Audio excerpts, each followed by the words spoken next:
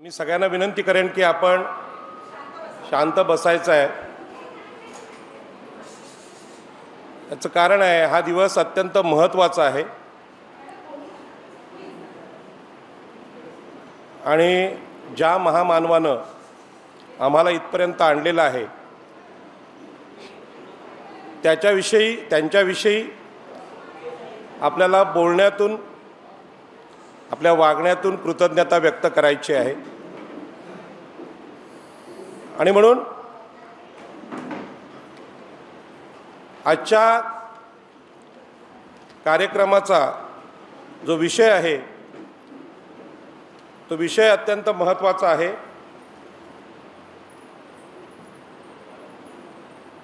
Bodhisattva doctor Babasaheb आंबेडकरांची धम्मक्रांती असा हा विषय आपल्याला चर्चेला दिलेला आहे।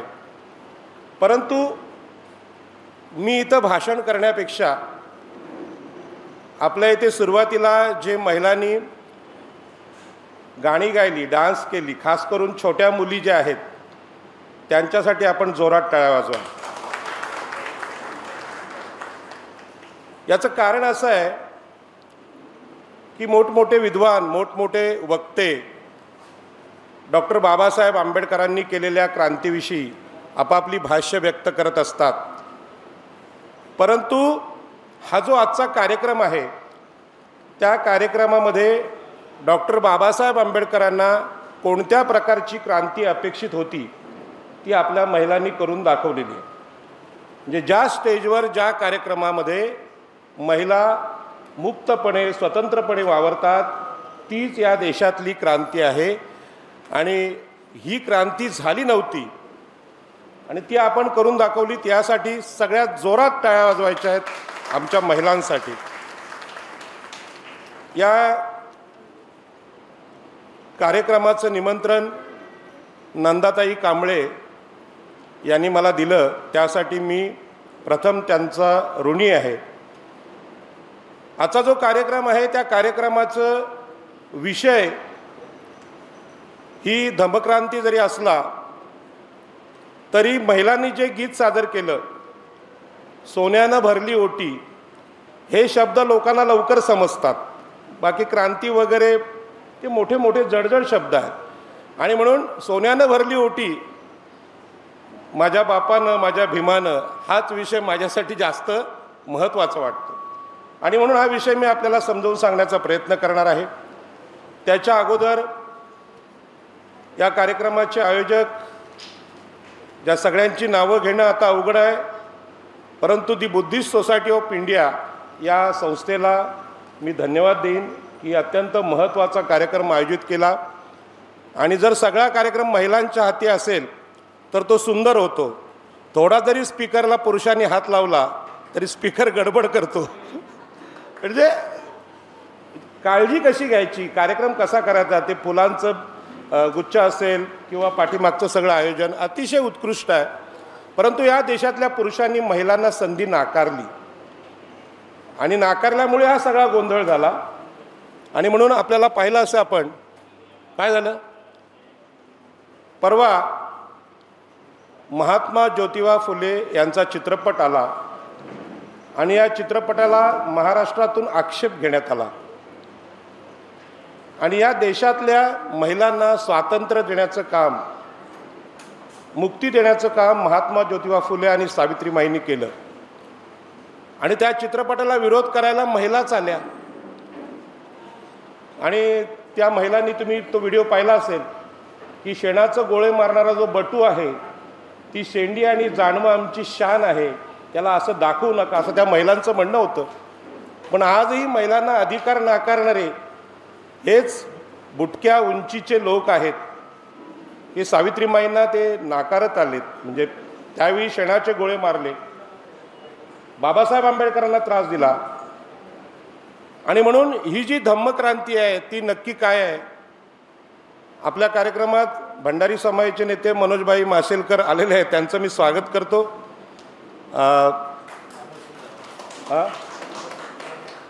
या कार्यक्रमात जे मान्यवर आहेत, अध्यक्ष सगळे लोक आहेत, यांची नावं माझ्यासाठी नवीन आहेत। आणि म्हणून त्यांची नावं मी घेणार नाही, मला क्षमा करा. विषय इतका गंभीर आहे की महात्मा ज्योतिबा फुले आणि सावित्रीमाईंनी जी मुक्ती सांगितली या देशातली, त्या मुक्तीमधली पहिली मुक्ती ही स्त्रियांची आहे. आणि म्हणून मला ताईने विचारलं, आणखी गाणी घेऊ का? आणखी गाणी घ्या, भाषण नाही झालं तरी चालेल. याचं कारण असं आहे की आमच्या महिलांना आतापर्यंत कोणी बोलूच दिलेलं नाही. त्यांच्या मनात काय आहे ते कधी बाहेरच आलेलं नाही. आणि हा विचार मंच ती संधी देतो, यासाठी मी या विचार मंचाला धन्यवाद देतो. कारण अनेक कार्यक्रमामध्ये विचारपीठावर महिलाच नसतात, सगळे पुरुषच असतात.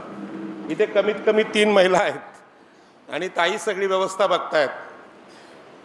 तर ही धम्मक्रांती काय आहे याची मांडणी महात्मा ज्योतिबा फुलेंनी केली. त्यांनी सांगितलं, या देशातल्या स्त्रियांना पहिल्यांदा गुलाम केलेलं आहे आणि स्त्री गुलाम झाली, तिचा मुलगा, तिचा नवरा, तिचा पती गुलामच होणार. आणि म्हणून मुक्ती द्यायची असेल तर स्त्री शूद्राती शूद्रांना द्या. म्हणजे पहिल्यांदा सगळ्या धर्माच्या महिलांना गुलामीतून मुक्त करा. मग त्या अगदी मनुस्मृती लिहिणाऱ्या ब्राह्मणांच्या महिला असतील, त्यांना सुद्धा मुक्तीची गरज आहे. आणि म्हणून परवा त्या ब्राह्मण ताईंनी व्हिडिओ दिला की हे जे सावित्रीमाईंच्या अंगावर शेणाचे गोळे फेकण्याचं जे दृश्य आहे ते काढून टाका. कारण त्यांना लाज वाटते. त्यांना माहीत आहे की बाबा आमच्याच ब्राह्मणांनी सगळ्या महिलांच्या शिक्षणाला विरोध केला आहे, आता ते बघायचं कसं. अशी स्थिती त्यांच्यावर आणलेली आहे त्या अशा प्रकारच्या कार्यक्रमांमुळे. आणि म्हणून सावित्रीमाई फुले यांचा विषय महाराष्ट्रात चित्रपट म्हणून आता गाजतोय. डॉक्टर बाबासाहेब आंबेडकरांनी महात्मा ज्योतिबा फुले यांना आपलं गुरु मानलेलं आहे. तुम्ही विषय किती गंभीर आहे बघा. बाबासाहेब आंबेडकर आपल्याला सगळ्यांना माहीत आहेत. महात्मा ज्योतिबा फुल्यांचं चरित्र तुम्ही वाचलं तर महात्मा ज्योतिबा फुल्यांनी आपल्या सगळ्या पुराणांची सगळ्यांची चिकित्सा केली आणि त्याचं सार असं काढलेलं आहे की या देशाला जर स्वातंत्र्य द्यायचं असेल तर पहिल्यांदा स्त्री मुक्त झाली पाहिजे. आणि बाबासाहेबांना संविधानामध्ये हेच अपेक्षित आहे. आम्ही सर्व ठिकाणी स्त्रियांना गुलाम केलेला आहे. अशा प्रकारचा कार्यक्रम असेल तर तिथे स्त्री आली तर तो कार्यक्रम अपवित्र होतो, अशा प्रकारची मांडणी आहे. मग तो धार्मिक कार्यक्रम असेल, राजकीय असेल, कुठलाही असेल. आणि महिलांना तिथे जवळ फिरकू दिलं जात नाही, हे या देशाचं वास्तव आहे. अगदी राष्ट्रपती जरी महिला झाली तरी तिला चांगल्या कार्यक्रमामध्ये सन्मान दिला जात नाही. आपण देशाच्या पंतप्रधानांच्या वागण्यातून पाहिलेलं आहे अलीकडे. त्यावर बोलणं चुकीचं आहे, पण ते सत्य आहे, ते सत्य आहे. आणि म्हणून बाबासाहेब आंबेडकरांच्या जयंतीच्या कार्यक्रमात इथल्या महिलांचा जो सहभाग आहे, मला वाटतं तो संपूर्ण महाराष्ट्रासाठी अत्यंत महत्त्वाचा आहे. आणि म्हणून मी सुरुवातीला सांगितलं की कार्यक्रमांचं रेकॉर्डिंग नीट करा. आम्ही ज्यांच्याशी पंगा घ्यायला निघालो, ज्या मनुवाद्यांबरोबर, तिथे जाताना आमची हत्यारं गंजलेली आहेत. आमच्या स्पीकरचा आवाज नीट येत नाही, आमचं रेकॉर्डिंग नीटच नसतं. रेकॉर्डिंग केलं तर लग्नाचं रेकॉर्डिंग मुलाच्या बारशाला भेटतं, म्हणजे आमचा मीडिया मागे आहे. तर आम्ही ह्यामध्ये पुढे असलं पाहिजे. आणि म्हणून मी मगाशी जी गोष्ट सांगितली की सोन्यानं भरली ओटी, हे जे शब्द आहेत त्या कवीचे, ते वास्तवात कसे आहेत. कारण आपल्या आजूबाजूला जो समाज आहे, हा कार्यक्रम केवळ भारतीय बौद्ध महासभेने आयोजित केलेला असला तो केवळ बौद्धांसाठी नाही, या देशातल्या सगळ्या गुलामांसाठी आहे. आणि आजही ते गुलाम आहेत. आणि म्हणून महात्मा ज्योतिबा फुल्यांच्या कार्यक्रमाला, चित्रपटाला आजही विरोध होतो. तेव्हा तर त्यांनी केलेला आहे, पण आता पण होतो. आणि म्हणून तुम्हाला मी सांगतो, हा जो परिसर आहे, हा गोराई बोरिवली हा जो परिसर आहे ठाणे जिल्ह्याचा, आपण महाराष्ट्रातून वेगवेगळ्या ठिकाणातून आला असाल, परंतु हा परिसर आहे, ह्या परिसराचा इतिहास तुम्ही गॅजेटमध्ये अभ्यासलात, ठाण्याचं गॅजेट किंवा रायगडचं गॅजेट पाहिलं तर त्यामध्ये असं दिसतं की हा भाग भगवान बुद्धाच्या विचारांनी प्रेरित असलेला भाग होता. ताईंनी गाणी चालू असताना सांगितलं की आम्ही कोळी गीत घेतलं नाही. मी कोळी टोपी इथे घातलेली आहे आणि इथला जो भूमिपुत्र आहे, आगरी, कोळी, भंडारी, ईस्ट इंडियन आणि इथला आदिवासी, त्यांची जी संस्कृती आहे त्या गॅजेटमध्ये सांगितलेली आहे. आणि त्या कोळी गीतापैकी एक गाणं जे आहे ते गाणं मी तुम्हाला नक्की सांगेन. ते गाणं ऐकता आलं तर बघा. काळा असो वा गोरा असो, रेतीवाला नवरा पाहिजे, असं गाणं एक मुलगी म्हणते. वसईकडच्या मुलीचं गाणं आहे ते गाणं हे स्त्रियांचं स्वातंत्र्य गीत आहे की जो मला सुखी करणारा आहे तो नवरा कुठल्या जातीचा आहे, कुठल्या धर्माचा आहे हे न बघता मी त्याच्याशी लग्न करेन. अशा प्रकारची स्वतंत्र स्त्री या अप्रांत प्रदेशातली आहे. इथला ठाणे, रायगड, पालघर, मुंबई इथला जो भाग आहे, इथली महिला, इथली मुलगी ही बंडखोर आहे. बंडखोर आहे म्हणजे स्वतंत्र आहे. मग ही स्वतंत्र कशी झाली? एकीकडे द्रौपदीची साडी भर दरबारात खेचली जाते. द्रोणाचार्य, भीष्माचार्यासारखे महान सेनापती तिथे आहेत. मग तिथे साडी खेचली जाते. मग ते काय करत होते? बाहुबली तुमचा भीम आहे, अर्जुन आहे, काय करत होते? याच पद्धतीने सीतेवर सुद्धा अन्याय रामायण काळात झालेला पाहायला मिळतो. मग ठाणे, रायगड, पालघरमध्ये असं काय आहे? तर भगवान बुद्धाच्या काळात जी पेरणी आहे मातृसत्ताक विचारांची, ती पेरणी ह्या भागामध्ये आहे. आणि ही जी पेरणी आहे ही पेरणी काय आहे की स्त्रियांच्या अधिकारांची आहे. म्हणून आजचा कार्यक्रम सोप्या भाषेत तुम्हाला जर समजून घ्यायचा असेल तर तो महिलांच्या अधिकारांचा कार्यक्रम आहे. बाबासाहेब आंबेडकरांची जयंती साजरी करणं म्हणजे महिलांना अधिकार देणं. आणि तो महिलांना अधिकार देण्याचं काम आमच्याकडून आतापर्यंत झालेलं नाही. दादा 2 मिनटं काम बंद ठेवा. तुम्ही तुमचं काम 2 मिनटं बंद ठेवा. ते आमच्याकडे झालेलं नाही. आता या कार्यक्रमात मुलं पण आहेत, मोठी माणसं पण आहेत आणि सगळेजण कार्यक्रम बघतायत. परंतु बोलताना आपल्याला देशाच्या गुलामगिरीविषयी बोलावंच लागतं. आणि म्हणून ह्या भागातली जी स्त्री आहे ती बंडखोर आहे, ती ताकदवान आहे, ती द्रौपदी आणि सीतेपेक्षा मजबूत आहे. आणि म्हणून इथल्या मासळी मार्केटमध्ये ज्या महिला मासे विकतात त्यांचा विनयभंग झाल्याची तक्रार कुठल्या महिलेने केली नाही. त्यांचा विनयभंग कोणी केली त्याला पोलिसांची गरज लागत नाही, PSIची गरज लागत नाही, IPS अधिकाऱ्याची गरज लागत नाही. ती कातेने तिथल्या तिथे त्याला शहाणी करते. आणि म्हणून या भागातली महिला रात्री 3 वाजता मुंबईच्या मासळी मार्केटला जाते आणि 6:30-7ला मासे विकून परत येते. ही ताकदवान महिला आहे आणि हिला प्रोत्साहन आम्ही दिलं पाहिजे. आणि ते भाषणातून नाही, ते गाण्यातूनच होतं. माझं भाषण तुम्हाला गंभीर वाटेल, कंटाळवाणं वाटेल, परंतु त्यावर भाष्य करायला फक्त मी इथं आलो तुमचा भाऊ म्हणून. आणि पुन्हा भाषणाच्या मध्यामध्ये एकदा मुलींसाठी टाळ्या वाजवा. कारण सोन्यानं भरली ओटी हे जे गाणं ऐकून माझं मन भरून आलं. मी रडत होतो अक्षरशः की बाबासाहेबांची कृतज्ञता आणखी कुठल्या पद्धतीने व्यक्त करायची. माझ्या नंदाताई ह्या शिक्षिका होत्या, मी पण शिक्षक होतो. भगवान बुद्धांनी पण सांगितलं आहे की अतिशय गंभीर विषय असेल तर तो ऐकून घेणारं सभागृह पाहिजे. तिथे गडबड असेल, तिथे गोंधळ असेल तर बोलूच नका. म्हणून आम्ही डान्स महिलांचे खूप शांतपणे ऐकले. आणि तुम्हाला सांगतो की ते जे सोन्यानं भरलं ओटी आहे ना, हे जे ओळ आहे ती बाबासाहेब आंबेडकरांनी साकार करून दाखवलेली आहे या मुंबई पट्ट्यात. मी जिथून आलो आहे उरणमधून, डॉक्टर बाबासाहेब आंबेडकर हे आमच्या अलिबागमध्ये, मी मूळचा अलिबागचा आहे, अलिबागमध्ये 1932 साली आले होते.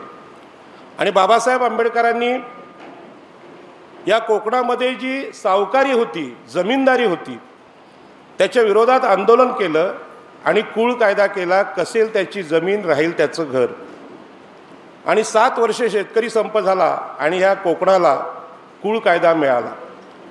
तुम्हाला आश्चर्य वाटेल, प्रत्येकाची उलाढाल ही पोटासाठी असते, यांची पण पोटासाठीच चालले. पण बाबासाहेबांनी केलेले उपकार जे आहेत ते बऱ्याच लोकांना कळत नाहीत. त्यामुळे जो तो आमचा धंदा आहे, आम्ही आमचा धंदा करतो. पण सगळ्या धंद्याच्या मुळाशी बाबासाहेबांचा विचार आहे. हा जो माईक आहे, हा माईक आम्हाला नव्हता, अधिकार नव्हता, बोलायचा अधिकार नव्हता. अभिव्यक्ती स्वातंत्र्य भारतीय संविधानाने आम्हाला दिलं म्हणून स्पीकरचा धंदा आला. स्पीकरचा धंदा पण चालला नसता आणि पाण्याचा पण नसता चालला. याच्या पाठीमागं डॉक्टर बाबासाहेब आंबेडकर आहेत. आणि म्हणून मला हे सांगायचं आहे की रायगड जिल्ह्यात छत्रपती शिवाजी महाराजांचं स्वराज्य गेल्यानंतर पेशवाई आली, ती ह्या पट्ट्यात पण आली. हा जो ठाणे जिल्हा आहे हा अप्रांत प्रदेश आहे. या भागातल्या लोकांना जमिनीची मालकी ही डॉक्टर बाबासाहेब आंबेडकरांच्या कुळ कायद्याने दिली. आता मला इकडे सांगितलं गोराई वगैरे 2-3 गावं आहेत, तिथे म्हात्रे पाटील भोईर लोक राहतात. सावकारीच्या पेशवाईच्या काळात त्यांचे जमिनीचे अधिकार गेले होते. छत्रपती शिवाजी महाराजांनी अगोदर दिले होते आणि छत्रपती शिवाजी महाराजांचं काम पुन्हा एकदा डॉक्टर बाबासाहेब आंबेडकरांनी केलं. आणि सोन्याने भरली ओटी हे तर आमच्या बौद्ध भगिनी जाणतात. आज आम्ही कुठे होतो आणि आत्ता कुठे आलो. परंतु इथल्या आगरी कोळी भंडारी लोकांना सुद्धा बाबासाहेब आंबेडकरांच्या आंदोलनाचा फायदा कसा झाला हे समजवण्याची आज वेळ आहे. आणि म्हणून डॉक्टर बाबासाहेब आंबेडकरांच्या कुळ कायद्याने जमिनींचा मालकी अधिकार मिळाला. इकडे सुद्धा जमिनींचा विकास झपाट्याने होतोय. नवी मुंबईमध्ये 1 गुंठ्याला 5 कोटी रुपये भाव आला. मुंबईमध्ये 10 कोटी रुपये गुंठा भाव आला. आणि ह्या भावात 100 एकर जमिनी महाराष्ट्रात बाकी दुष्काळी भागात मिळतात. म्हणजे 5 कोटीमध्ये 100 एकर जागा मिळते, पण मुंबई परिसरात 5 कोटी रुपये गुंठा आहे. आणि हा जो जमिनींचा भाव आहे हा विकासाच्या टप्प्यात जरी आला असला तरी तो बाबासाहेब आंबेडकरांच्या कुळ कायद्याने आला. आता सोन्याने भरली ओटी हे बौद्ध महिला गाणं गातात, पण त्याच्यावर कोळी गीताचं बोलसुद्धा यायला हवेत असं मला मी जाहीरपणे सांगतो. याचं कारण आहे की तुम्ही नवी मुंबईत आलात तर आगरी कोळी महिलांच्या अंगावर 40-40 तोळ्याची गंथन तुम्ही पाहिले असेल, हार पाहिले असतील, बांगड्या पाहिल्या असतील. हा सगळा पैसा जमिनींचा पैसा आहे. जमिनी विकून आलेली श्रीमंती जी आहे ती बाबासाहेब आंबेडकरांच्या या कुळ कायद्याच्या क्रांतीमुळे आली. आणि म्हणून सोन्याने भरली ओटी हे जे गीत आहे हे काय सत्यनारायणाच्या पूजेने आलेली श्रीमंती नाही किंवा महालक्ष्मीच्या व्रताने आलेली श्रीमंती नाही. पण महिलांपर्यंत हा विषय आम्ही कधी नेला नाही. हिंदू कोड बिल म्हणजे महिलांना आपल्या पतीच्या जागेवर अधिकार मिळावा, वडिलांच्या जमिनीवर सातबाऱ्यावर अधिकार मिळावा, यासाठी बाबासाहेब आंबेडकरांनी संविधान सभेत जेव्हा विधेयक मांडलं त्यावेळी इथल्या धर्मप्रमुखांनी त्यांना प्रचंड विरोध केला. महिलांना हे माहीत नाही. महिलांना असं वाटतं की आसाराम बापूच आम्हाला अधिकार देत आहेत, पण आसाराम बापू काय करतायत हे सगळ्यासमोर आलेलं आहे आत्ता. आणि म्हणून बाबासाहेब आंबेडकरांच्या बद्दल कृतज्ञता व्यक्त करणं हे आजच्या दिवसाचं अत्यंत महत्त्वाचं असं काम आहे आणि ते महिलांसाठी फार महत्त्वाचं आहे. आणि म्हणून आमच्या भागामध्ये जी श्रीमंती आणि वैभव पाहायला मिळतं, पनवेल, उरण, अलिबाग या भागामध्ये प्रचंड वैभव त्या समाजात पाहायला मिळतं. याला कारण डॉक्टर बाबासाहेब आंबेडकर आणि बाबासाहेब आंबेडकरांच्या पावलावर पाऊल ठेवून चालणारे नेते, लोकनेते दिबा पाटील, दत्ता पाटील यांनी तिकडे तसं काम केलं. आता हा जो भाग आहे ठाणे जिल्ह्याचा, बोरिवली, ठाणे जिल्हा, हा सुद्धा भगवान बुद्धाच्या काळात अत्यंत वैभवशाली होता. जागतिक दर्जाचं बंदर इथं होतं. नालासोपाऱ्यामधून सम्राट अशोकाची मुलं महेंद्र आणि संघमित्रा यांना बोटीनं आम्ही श्रीलंकेत नेले. म्हात्रे आडनावाचे लोक इथे भेटतील तुम्हाला. म्हात्रे या शब्दाचा अर्थ सरळ सरळ असा आहे की तरणे म्हणजे पोहणे. तुम्ही अनंत तऱ्हेंचं नाव ऐकलं असेल, कोळी समाजाचे नेते. तरणं म्हणजे पोहणं.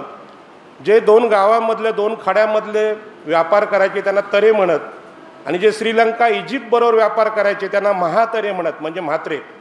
माझ्यासोबत उरणचे एक म्हात्रे इथे आलेले आहेत. तर इथे म्हात्रे लोक आहेत, हे भगवान बुद्धाच्या सम्राट अशोकाच्या काळातले लोक आहेत. आणि हा परिसर त्या काळात सुद्धा श्रीमंत होता, आजही गजबजलेला आहे. आपण हा जो कार्यक्रम केलेला आहे तो या भागाला न्याय देणारा कार्यक्रम आहे. आणि बाबासाहेब आंबेडकरांनी दूरदृष्टीने हे पाहिलं होतं की कोकण प्रांत हा भगवान बुद्धाचा आहे, आईला ठार करणाऱ्या परशुरामाचा नाही. म्हणून ती ब्राह्मणताई परवा म्हटली, सावित्रीमाई ज्योतिबा फुलेंना विरोध करताना म्हटली जय परशुराम. तर परशुराम कोण आहे? आपल्या जन्मदात्या आईला ठार करणारा. तो कोणाचा देव किंवा आदर्श असूच शकत नाही. या सगळ्याची चिकित्सा महात्मा ज्योतिबा फुले, सावित्रीबाई फुले, डॉक्टर बाबासाहेब आंबेडकर यांनी केलेली आहे, पण ते आम्ही वाचत नाही. आणि म्हणून आजचा जो विषय आहे तो गंभीर विषय आहे. मुलं लहान आहेत, मोठी माणसं आहेत, त्यामुळे जास्त गंभीर बोलता येत नाही. तरी तुम्हाला सांगतो की बोधिसत्व डॉक्टर बाबासाहेब आंबेडकर यांची धम्मक्रांती हा विषय आहे. आता बोधिसत्व म्हणजे काय आपल्याला माहीत आहे. भगवान बुद्ध सगळ्यांना माहीत आहेत. 2500 वर्षापूर्वी भगवान बुद्धांनी सांगितलं की या देशातली गुलामगिरी संपली पाहिजे. जे सावित्रीमाईंनी, जे बाबासाहेबांनी सांगितलं ते 2500 वर्षापूर्वी भगवान बुद्धांनी सांगितलं. आणि त्यांनी सांगितलं की समानतेचं जे तत्त्व आहे त्या देशात नव्हतं आपल्या. आणि म्हणून ताईंनी मगाशी भाषणात सांगितलं की भगवान बुद्धाची आई महामाया ही कोली वंशातली होती. आणि म्हणून मी आज ही कोळी टोपी मुद्दामून घातली, म्हणजे सुंदर दिसण्यासाठी घातलेली नाही, तर कोलीय वंशाची महामाया ही भगवान बुद्धांची आई होती. तुम्ही आम्ही भाऊ आहोत. आता ह्या दादांना बाकी मी नातं सांगू शकत नाही, माझे आईचे भाऊ आहेत किंवा मामा आहेत, परंतु आम्ही सगळे महामाया एकविरेकडून सगळे बौद्धांचे मामा आहोत. भंडारी, आगरी, कोळी, कराडी. परंतु इतिहासातलं हे 2500 वर्षापूर्वीचं नातं कधी समोर आलं नाही. भगवान बुद्धाची आई महामाया हीच एकवीर आहे. तुम्ही थेरी गाथा जर वाचल्या असतील, आता ताई अत्यंत अभ्यासू आहेत, विचारवंत आहेत, ते मोकळेपणाने जरी आपल्याशी बोलत असल्या तरी पण त्या अभ्यासामध्ये खूप ज्येष्ठ आहेत. तर या थेरी गाथामध्ये महाप्रजापती भगवान बुद्धांना म्हणते, हे तथागता तुझं शासन हे जगातलं सगळ्यात उत्तम शासन आहे, की ज्या शासनामध्ये सर्वांची सुरक्षा, सगळ्यांचं कल्याण आहे. आणि म्हणून ती महाप्रजापती आहे, तिला जर आपल्याला पाहायचं असेल तुम्ही कार्ल्याला जाऊ शकता. त्या बौद्ध लेण्यांमध्ये जे मंदिर आहे तिथे एक वीराही आहे, ती एका वीराची आहे, आणि तो वीर आहे तथागत गौतम बुद्ध. 2-2.5 वर्षापूर्वी जगाला जिंकायचं कसं असा प्रश्न जेव्हा लोकांना पडायचा, शस्त्राच्या जोरावर जगाला जिंकता येत नाही, तर प्रेमाने जिंकता येतं. आणि म्हणून भगवान बुद्धांनी प्रेमाने जग कसं जिंकायचं हे सिद्ध करून दाखवलं.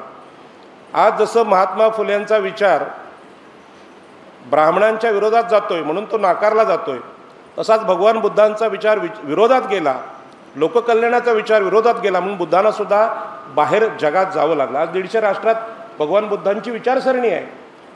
आणि हा जो विचार आहे भगवान बुद्धांचा एकविरीचा विचार म्हणून आम्ही तिकडे नेहमी जातो. पण 2500 वर्षाच्या विषयात एवढे बदल झाले की आमची महिला स्वतंत्र आहे पण पुरुष गुलाम झाले.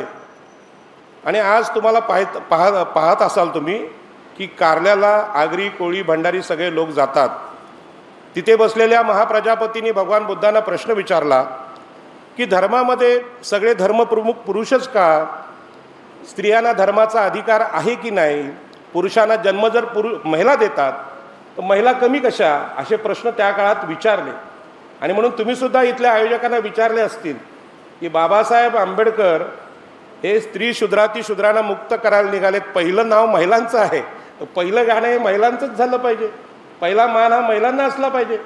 कारण या देशाने पहिल्यांदा गुलाम महिलांना केलं होतं, मनुस्मृतीने त्यांना गुलाम केलं होतं. आणि म्हणून आज हा दिवस अत्यंत महत्त्वाचा आहे. या दिवसामध्ये आम्ही आई एकविरेला मानणारे लोक लग्नामध्ये हुंडा घेत नाही. या कोकण पट्ट्यात सगळा व्यापार महिलांच्या हातात आज आहे.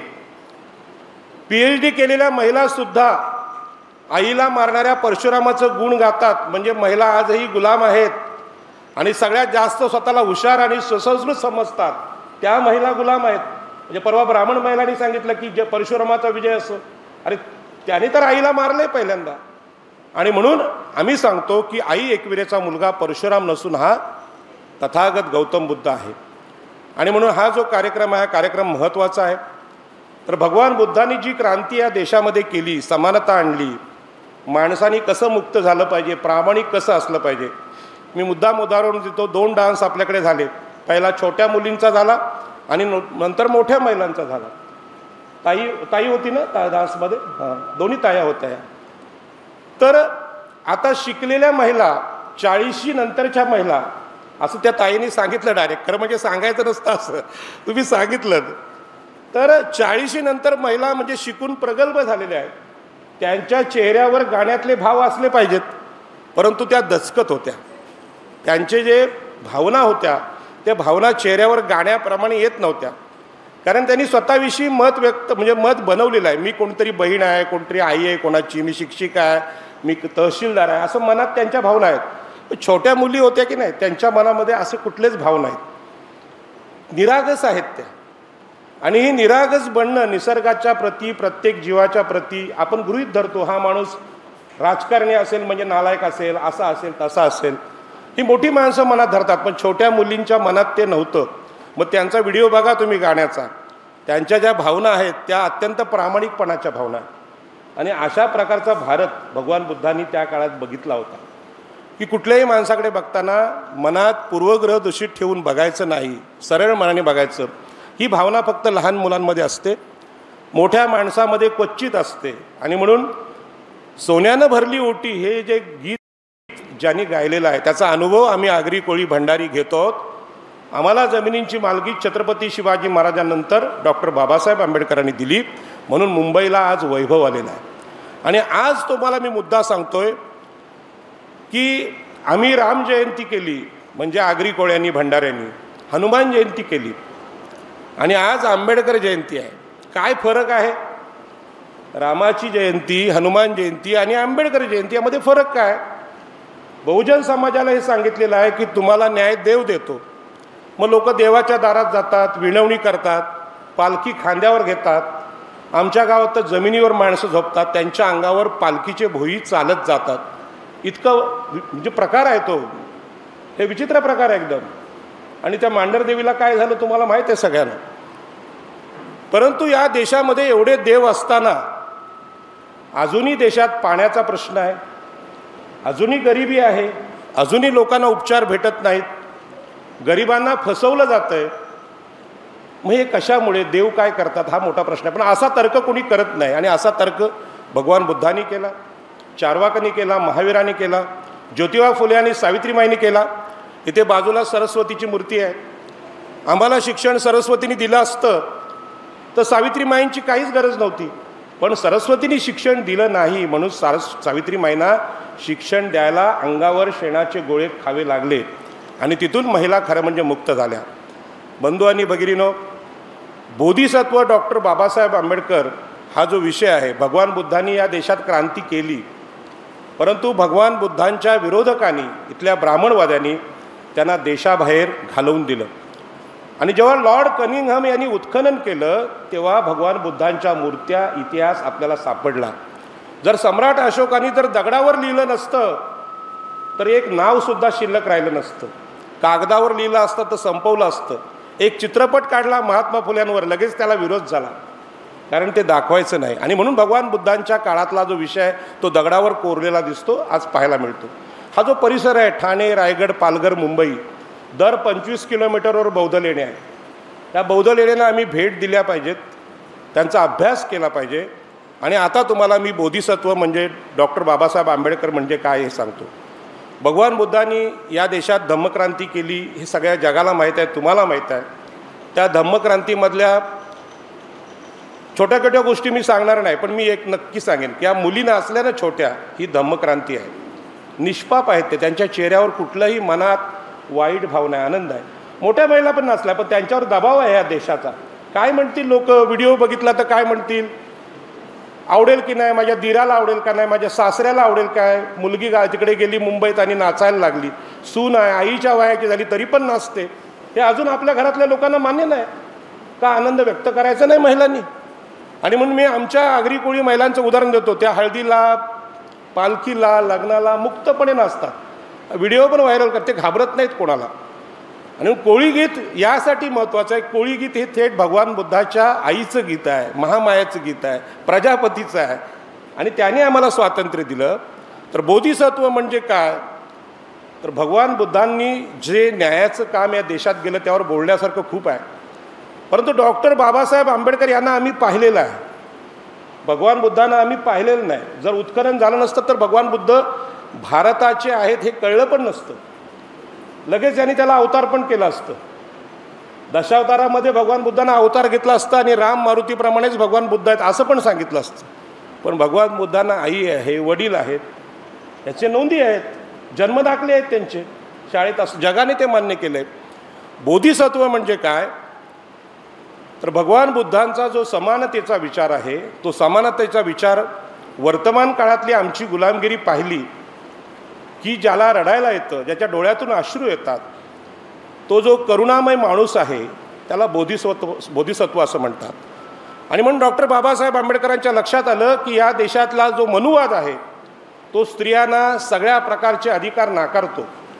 आम्ही आगरी, कोळी, माळी, भंडारी हे शूद्र लोक, ओबीसी लोक, बऱ्याच लोकांना मान्य नाही ते आम्ही शूद्र आहोत, त्यांना सगळ्या प्रकारचे अधिकार मनुस्मृती नाकारते. SC STची अवस्था अत्यंत भयानक आहे. म्हणजे महाराष्ट्रात SC समाजावरचे अन्याय अत्याचार तुम्हाला सांगायला नकोत. आमच्याकडे पनवेलला कालच एक आदिवासी वाडी तोडलेली आहे. मुलांचे कपडेसुद्धा काढून दिले नाहीत. आदिवासी किती गरीब असतात, त्यांच्याकडे पॅन कार्ड नसतं, आधार कार्ड नसतं, त्यांची घरं JCPनी तोडली, ते पण सिडकोने. त्याचे मंत्री, माजी मुख्यमंत्री, नगरविकास मंत्री एकनाथ शिंदे आहेत. मी मुद्दाम जाहीर बोलतो की ऐकून कमीत कमी त्यांच्या मनात करुणा निर्माण व्हावी, राग येऊ नये. ही कोकण भूमी ही भगवान बुद्धांची आहे, करुणामय भूमी आहे. आणि त्या जमिनींच्या हक्कासाठी बाबासाहेबांनी इथे आंदोलन केलं. मी तुम्हाला अत्यंत खात्रीपूर्वक सांगतो, भगवान बुद्धाच्या मार्गावर आपण सगळे चाललेले आहात. परंतु डॉक्टर बाबासाहेब आंबेडकरांनी सांगितलं की लोकांचं दुःख बघून ज्याचं काळीज पिळवटून जात नाही तो माणूस कसला. आणि म्हणून बाबासाहेब आमच्या आगरी कोळ्यांसाठी त्यावेळी कोकणामध्ये आले, तिकडे आंदोलन केलं. जर गोराईला वगैरे असं आंदोलन झालं असतं इकडचं चित्र वेगळं असतं. रायगड जिल्ह्यात दिबा पाटील, दत्ता पाटील हे नेते झाले. मुंबईसुद्धा आमचीच. मुंबई ही महामाया भगवान बुद्धाच्या आईवरून पडलेलं ते नाव आहे. आणि मुंबईचा इतिहाससुद्धा आंतरराष्ट्रीय जागतिक व्यापारी केंद्र असा आहे. तुम्ही जर समुद्रामध्ये गेलात, एलिफंटा बेट आहे, ती सगळे लेण्यांची भूमी आहे. 97% लोक तिथे आगरी कोळी राहतात आजही. जागतिक व्यापार केंद्र आहे ते. ह्या सगळ्या पाऊलखुणा आपल्या आहेत. फक्त डॉक्टर बाबासाहेब आंबेडकरांनी आपल्या देशामध्ये आमचं सगळ्यांचं दुःख, आमचं म्हणजे या देशातल्या सगळ्या स्त्रिया, सगळ्या धर्माच्या स्त्रिया, सगळ्या धर्मातले शूद्र म्हणजे OBC, SC ST यांच्यासाठी न्याय देण्याचा आपल्या जीवनात प्रयत्न केला. आणि म्हणून बुद्ध मार्गावर चाललेले ते बोधिसत्व, सामाजिक न्यायाचा हा विषय बाबासाहेब आंबेडकरांच्या जीवनातून आम्हाला शिकायला मिळाला. मी ताईंना यासाठी धन्यवाद देईन, कारण तुम्हाला पाहुणे खूप भेटले असते, आमदार खासदार भेटले असते, नगरसेवक भेटले असते, या कार्यक्रमाला तुम्हाला 10-20 हजार रुपये देणगी पण दिली असती. परंतु बाबासाहेबांनी ज्या भागात क्रांती केली आणि त्या क्रांतीतून मी शिक्षक असताना शिकून घेतलं. मी शिक्षक झालो, मला सॅलरी मिळेल, मला रिटायरमेंटला पैसे मिळतील, माझा परिवार सुखी होईल. पण 2005 साली जेव्हा आमच्याकडे सेस प्रकल्प आला तेव्हा आमचे नेते दत्ता पाटील लढत होते. दत्ता पाटील हे आगरी समाजाचे नेते, त्यांच्या नातवंडांची नावं आहेत सिद्धार्थ आणि गौतम. म्हणजे ते बुद्धाच्या मार्गावर चालले होते, पण माझ्यासारखे बोलू शकले नाहीत जाहीरपणे, समाजाचा दबाव असतो. लोकनेते दिबा पाटील याच मार्गावर चालले होते. तेव्हा मला लक्षात आलं की आपल्या जनतेला, मुंबई परिसरातल्या लोकांना इथले सरंजामी लोक फसवत आहेत, जमिनी त्यांच्या लुटत आहेत.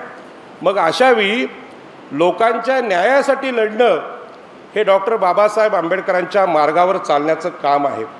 या सभेमध्ये अध्यक्ष साहेब आहेत, सचिव साहेब आहेत आणि आपण सगळे आहात. माझ्यासमोर भंडारी समाजाचे नेते मनोजभाई मासेलकर आहेत. मुंबईचा सगळा सातबारा आहे. या 2500 वर्षापासून 7 बेटं आगरी, कोळी, माळी, भंडारी, इष्टिणी आणि आदिवासींची होती. आणि या जमिनी लुटायचं काम आज चालू आहे. धारावी अदानीला दिलं जाते. मिठागरांच्या जागा, आंतरराष्ट्रीय व्यापारी केंद्र होतं 2500 वर्षापासून मुंबई, त्या जागासुद्धा त्याला दिल्या जातात. मग ह्या देशातल्या SC STला घरा पाहिजेत ना. आज पंतप्रधान आवास योजना आहे, ती योजना खरं म्हणजे SC STसाठी राखीव पाहिजे, पण ती EWS खाली भलत्याच लोकांना दिली जाते. आमचं इकडे लक्ष नाही. मोकळ्या जागा आहेत. आज ही शाळा आहे, ही शाळा बाबासाहेब आंबेडकरांच्या विचारांच्या लोकांकडे असायला पाहिजे होती. अशा प्रकारच्या संस्था आम्ही काढल्या पाहिजेत. जमिनींचा न्याय बाबासाहेब आंबेडकरांनी या देशाला दिला, समानतेचा अधिकार दिला. आणि म्हणून बौद्ध होत असताना जमिनींच्या हक्कासाठी, पाण्याच्या हक्कासाठी, शिक्षणाच्या हक्कासाठी लढणं हे सुद्धा बौद्ध असण्याचंच काम आहे. आणि म्हणून ही शाळा ज्यांनी उपलब्ध करून दिली त्या शाळा संचालकांना मी धन्यवाद देतो. कारण आपण एक चांगलं काम, भारतीय संविधानाचे संस्थापक किंवा निर्माते डॉक्टर बाबासाहेब आंबेडकर यांचा विचार हा सगळ्या देशाला न्याय देण्याचा विषय आहे. आणि म्हणून मुंबईत आज आपण सगळे राहत आहोत, त्यांची घरं संकटात आहेत, त्यांच्या जमिनी संकटात आहेत. आणि म्हणून त्यांचा जो इतिहास आहे बुद्धाच्या काळापासूनचा तो सगळा आम्ही तपासला पाहिजे. आणि आज बाबासाहेब नाहीत, बाबासाहेबांच्या मार्गावर लढण्याची ताकद आपण सगळ्या समाजाला दिली पाहिजे. मी खास करून या कार्यक्रमातल्या बौद्ध महिलांना विनंती करेन की बाकीच्या जातीच्या शूद्र, अतिशूद्र आणि उच्चवर्णीय महिलासुद्धा गुलामीचं जीवन जगत आहेत. महात्मा ज्योतिबा फुल्यांच्या काळात ब्राह्मण महिलांच्या पोटी जी अनावरस मुलं व्हायची त्यांना लोक जिवंतपणे मारून टाकायचे, हे त्याच्यामध्ये लिहिलेलं आहे. मग त्या महिलांना आमच्याकडे या आणि तुम्ही आपल्या बाळांना जन्म द्या असं खात्रीपूर्वक महात्मा ज्योतिबा फुल्यांनी सांगितलं. आपली विहीरसुद्धा आपल्या महिलांना, आपल्या मागासवर्गीय लोकांना वापरायला दिली. हे जे सगळे प्रकार आहेत, हे जे बोधिसत्व असतात, भगवान बुद्धाच्या वाटेवर चालले असतात, ते लोक करत असतात. आजच्या या कार्यक्रमामध्ये हा अत्यंत कठीण विषय आहे. भारतीय बौद्ध महासभेने हा कार्यक्रम आयोजित केला आहे म्हणून एवढा महत्त्वाचा विषय तुम्ही घेतलात. म्हणून ही सगळी लोकांच्या जीवनावश्यक गोष्टींची आंदोलनं आहेत, हे आम्ही चालवली पाहिजे. आम्ही मुंबईमध्ये, ठाण्यामध्ये, रायगडमध्ये ही आंदोलनं चालवतो. आपले आदिवासी बांधव, SC बांधव यांच्या जमीन हक्काचे आंदोलन चालवतो. मी ताई आपल्याला अभिमानाने सांगेन की आमच्या नवी मुंबई विमानतळामध्ये बौद्ध लेण्या होत्या. केरू माता नावाची भिक्खुणी तिथे राहायची आणि ते वाचावीत म्हणून 29 दिवस आंदोलन केलं. परंतु रात्रीच्या रात्री JCP लावून शिडकोनी त्या लेणी तोडून टाकल्या. आपल्या भागात इथे अशा लेण्या खूप आहेत आणि या लेण्यांचं संरक्षण करण्याचं काम आपण केलं पाहिजे. या कार्यक्रमात बोलायची संधी आपण मला इथे दिलीत त्याबद्दल मी आभारी आहे. आम्ही मुंबईत आपल्या झोपडपट्ट्यांची, आपल्या घरांची, जमीन मालकीची आंदोलनं चालवतो. जेव्हा कधी तुम्ही बघाल बातमी तेव्हा तुम्ही सगळ्या बहिणी आमच्यासोबत आल्या पाहिजेत. आणि समारोप करताना सांगेन की आत्ता बाबासाहेब आंबेडकरांच्या हिंदू कोड बिलानं महिलेला नवऱ्याच्या घरावर अर्धा अधिकार दिला आहे, वडिलांच्या जागेवर पूर्ण अधिकार दिला आहे, भावाच्या एवढाच अधिकार दिला आहे. ही गोष्ट आपल्या महिलांना माहीत नाही. आणि म्हणून ही सांगण्यासाठी हे हिंदू कोड बिल आपल्या महिलांना आपण सांगावं. याच्या पुढचा जेव्हा तुमचा कार्यक्रम होईल तो सगळा 100% कार्यक्रम स्पीकरपासून सगळ्या महिलांनी केला पाहिजे. कुठलीही अडचण म्हणजे मला वाटतं माझी ताई उरणची ती तर सगळं हे बघते, हे उरणची आमची ताई आहे ती बघते. मी ताईंचं दोघींचं यासाठी कौतुक करेन की जाहीर बोलायचा विषय नाही, परंतु स्त्री बलवान असते म्हणजे का असते या व्यक्तिगत त्यांच्या जीवनातून पाहायला मिळतं. मी सगळ्या महिलांना बाबासाहेब आंबेडकरांच्या या जयंतीच्या कार्यक्रमानिमित्त धन्यवाद देईन आणि एवढंच सांगेन, देश संकटामध्ये आहे, लढायला तयार राहा, नाहीतर गुलामी ठरलेली आहे. महात्मा ज्योतिबा फुल्यांना आजही विरोध करणाऱ्या महिलाच आहेत आणि म्हणून महिलांची गुलामगिरी संपली तर आम्ही स्वतंत्र होऊ एवढं सांगतो आणि माझं बोलणं संपवतो. जय भीम, नमो बुद्धाय.